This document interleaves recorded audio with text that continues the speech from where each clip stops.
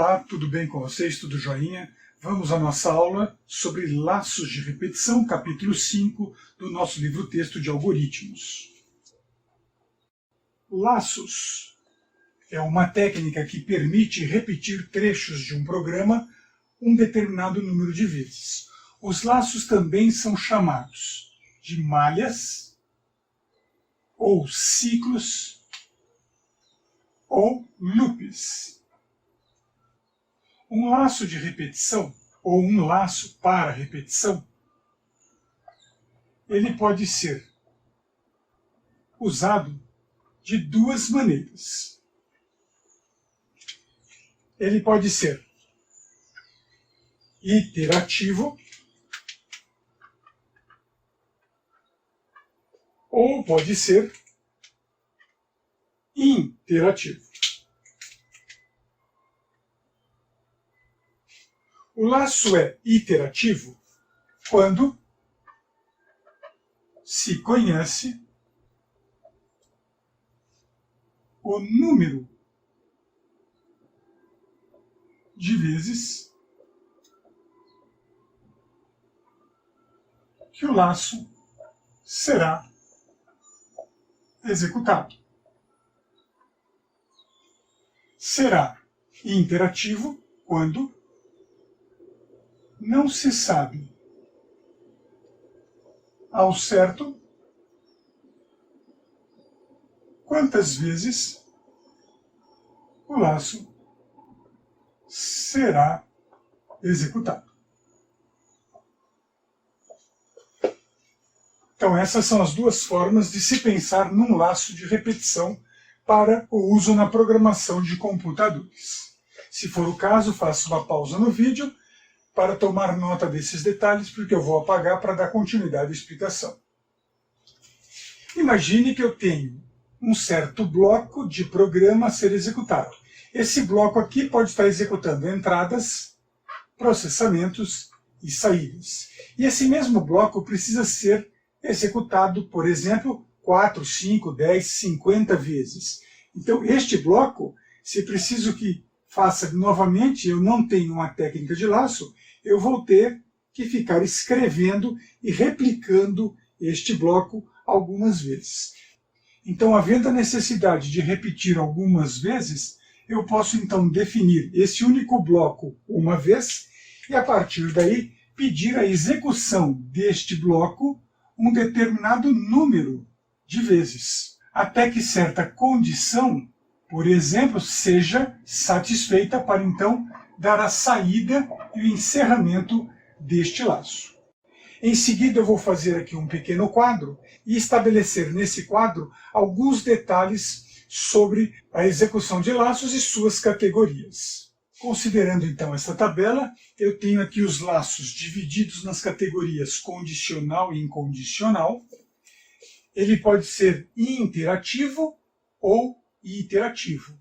Além disso, eu vou indicar aqui o fluxo de operação do laço e também o operador relacional normalmente usado para a concepção de cada um desses laços. O primeiro laço, condicional, chama-se enquanto.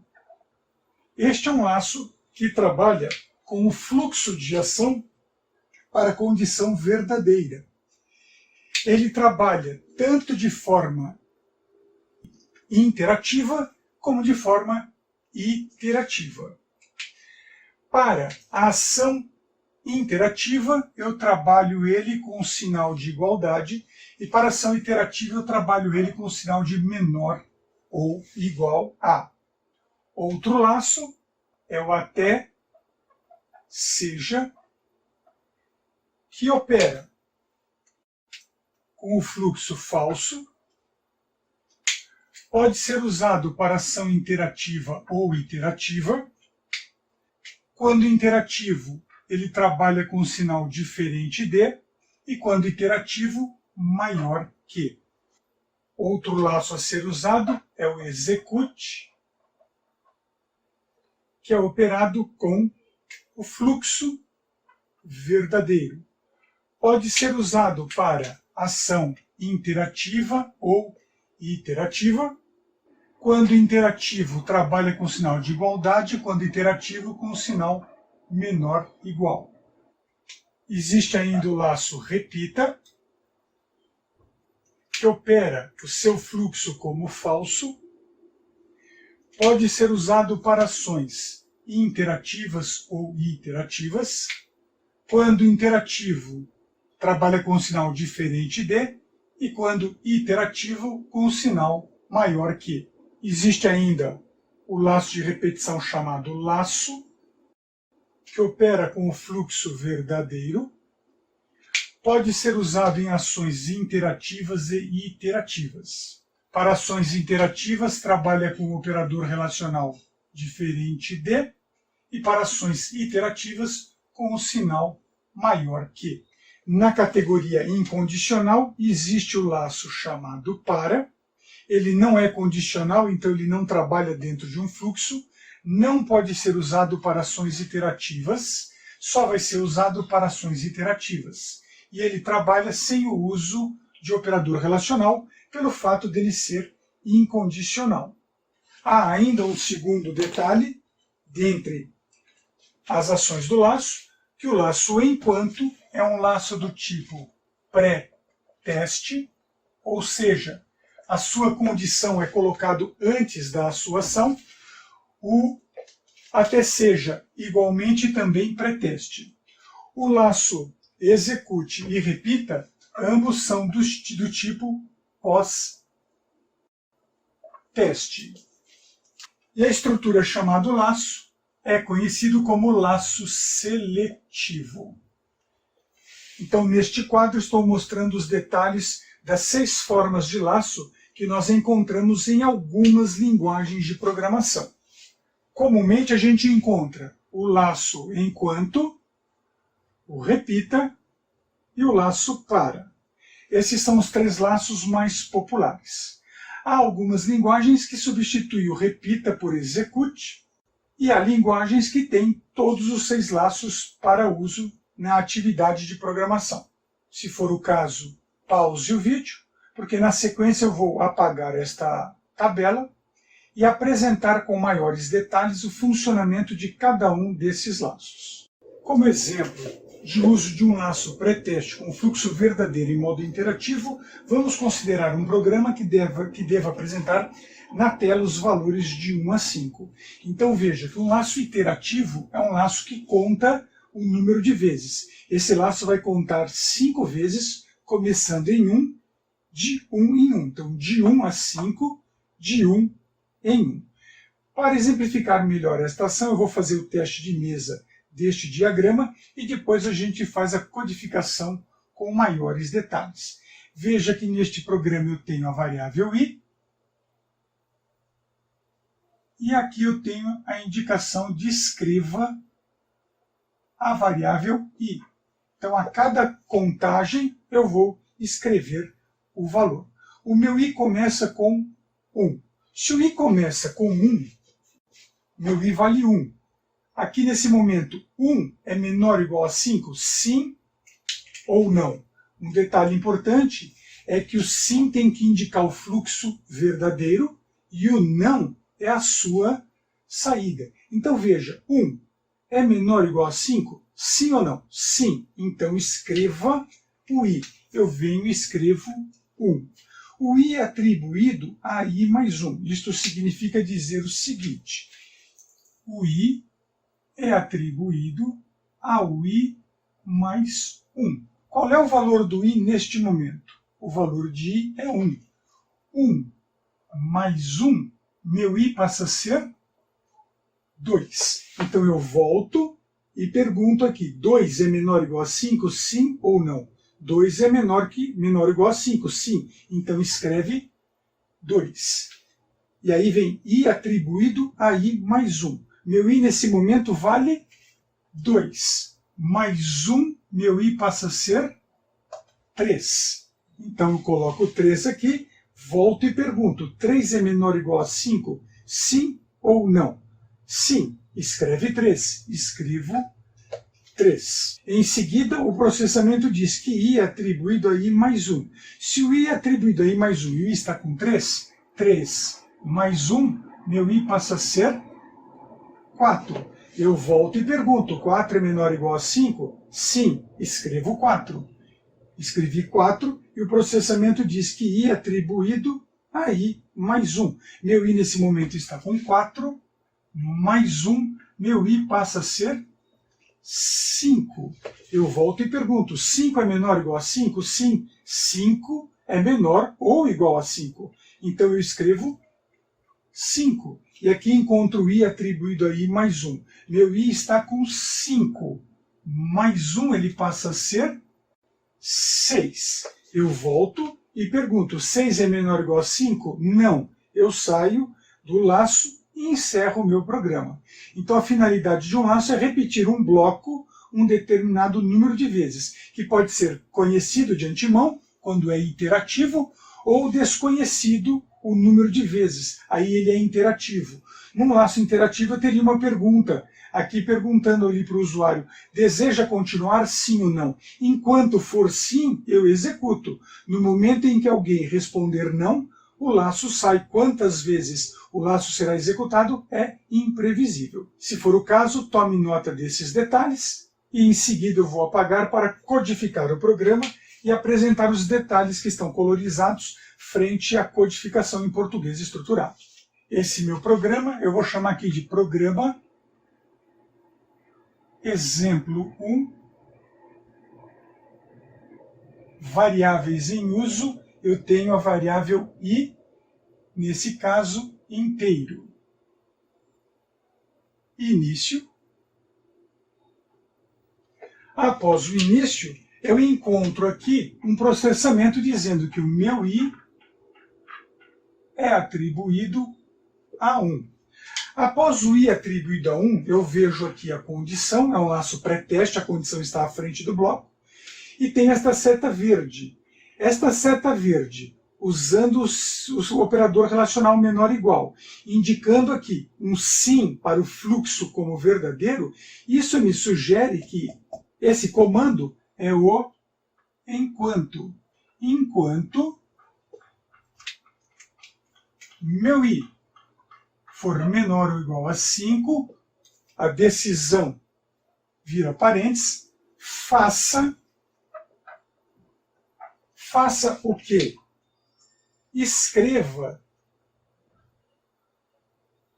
a variável i. Após escrever a variável i, eu tenho então i atribuído a i mais 1. I atribuído a i mais 1. E um outro detalhe que pode ser usado aqui é com relação a esta parte de baixo aqui do laço. Vamos colocar aqui em laranja, e aqui eu coloco então fim, underline, enquanto.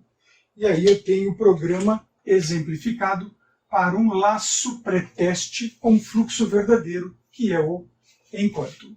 Na sequência eu apresento os demais laços. Considerando agora o mesmo programa para um laço pré-teste com fluxo falso, também iterativo. Observe que o operador relacional aqui é maior que, e aqui eu tenho então o fluxo falso. Enquanto essa condição aqui for falsa, esta ação será executada, e quando esta condição for verdadeira, o laço é encerrado.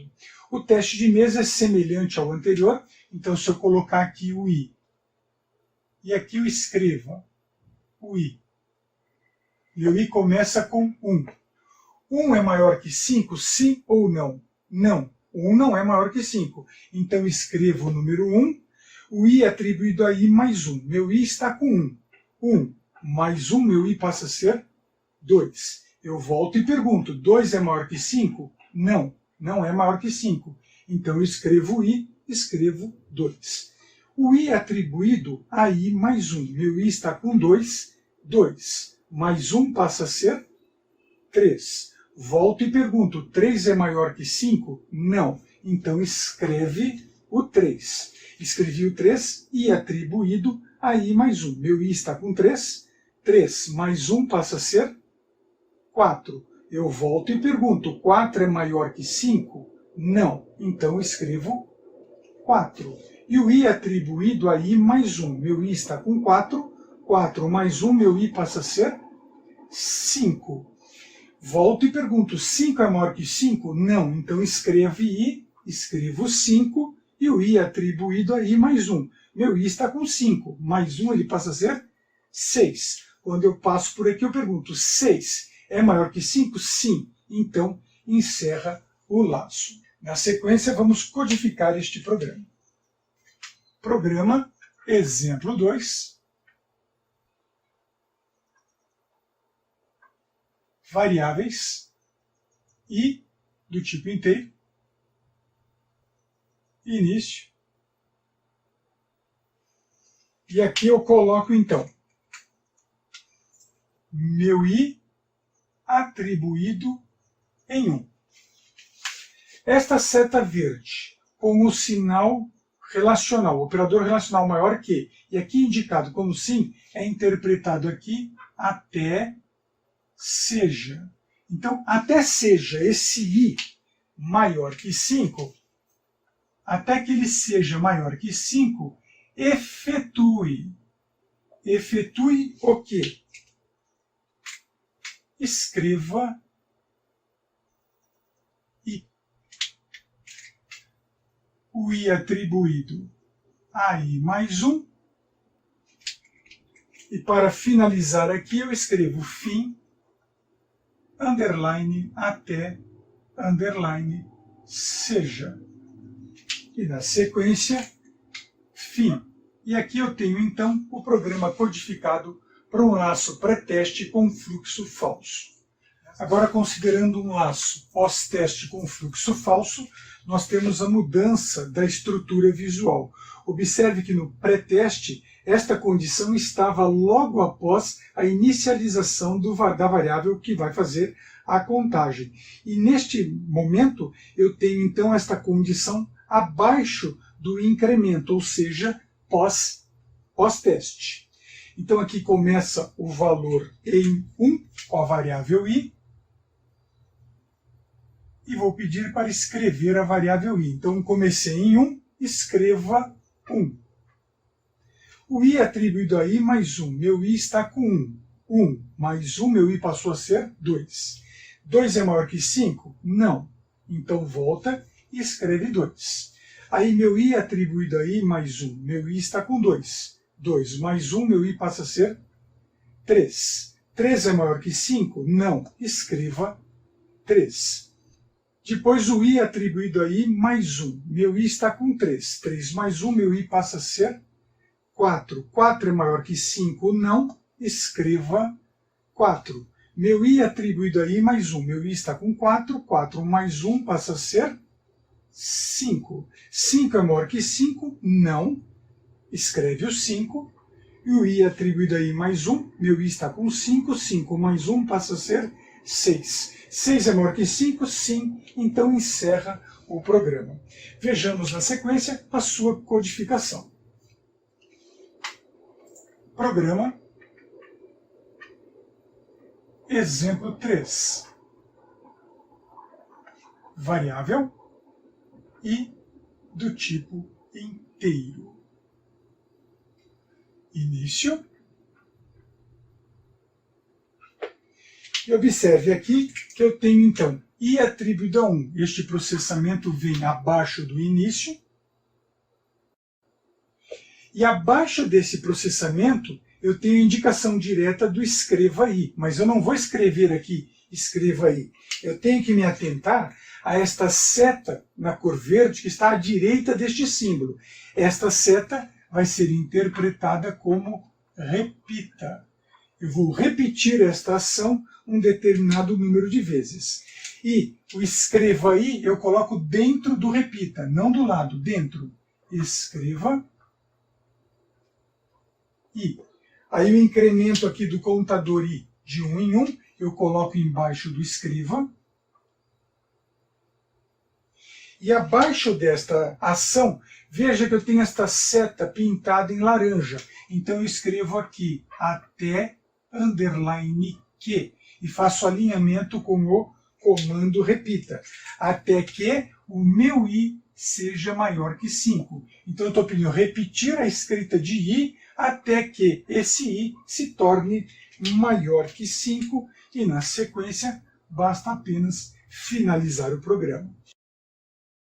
A versão do programa pós-teste com fluxo verdadeiro corresponde a esta estrutura. Observe que, diferente do repita, o sim é colocado no fluxo verdadeiro, e quando esta condição for falsa, ocorrerá o seu encerramento. O teste de mesa se parece com os anteriores. Eu coloco aqui então a variável i e a escrita da variável i.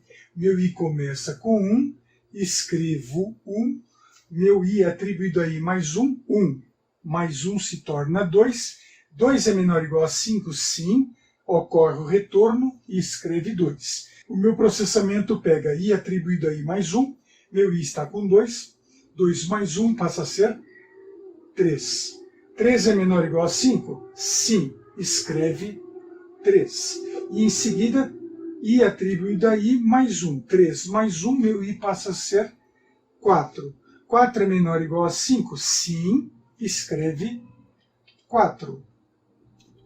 Em seguida, i atribuído a i mais 1. O i vale 4. 4 mais 1 passa a ser 5. 5 é menor ou igual a 5? Sim, escreve 5. E em seguida, i atribuído a i mais 1. Meu i está com 5, mais 1, 6. 6 é menor ou igual a 5? Sim, então encerro o programa. Na sequência, vamos fazer a codificação. Nesta codificação, eu tenho então o programa exemplo 4, variável i do tipo inteiro, meu início, aqui eu coloco o i atribuído a 1, e observe agora que esta seta verde, ela muda o seu significado com a indicação deste sim. Então eu coloco agora execute. Execute, escreva i,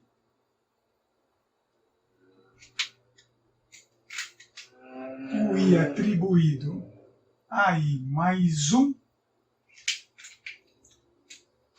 e esta seta laranja execute, então, enquanto for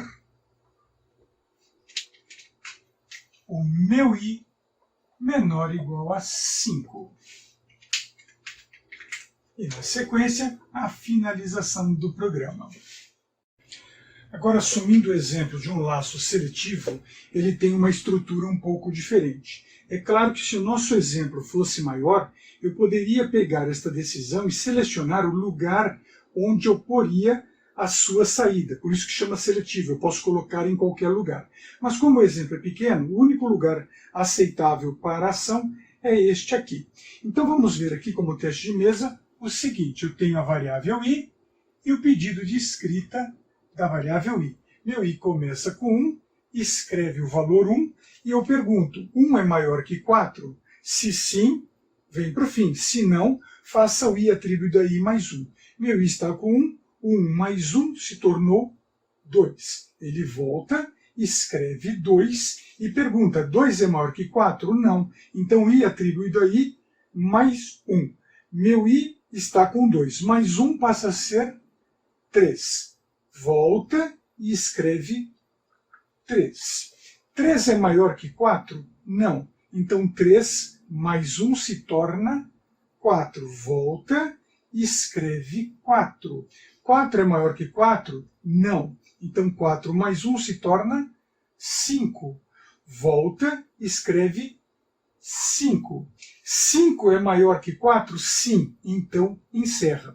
Observe que os outros exercícios que eu demonstrei, o laço, todos os outros iam até 6. Neste aqui, eu consegui fazer esta mesma ação com um passo a menos. Consequentemente, esta estrutura de laço é um pouco mais rápida que as 4 anteriores. Vamos agora ao procedimento da sua codificação. Então aqui temos o nosso programa exemplo 5, variável i do tipo inteiro,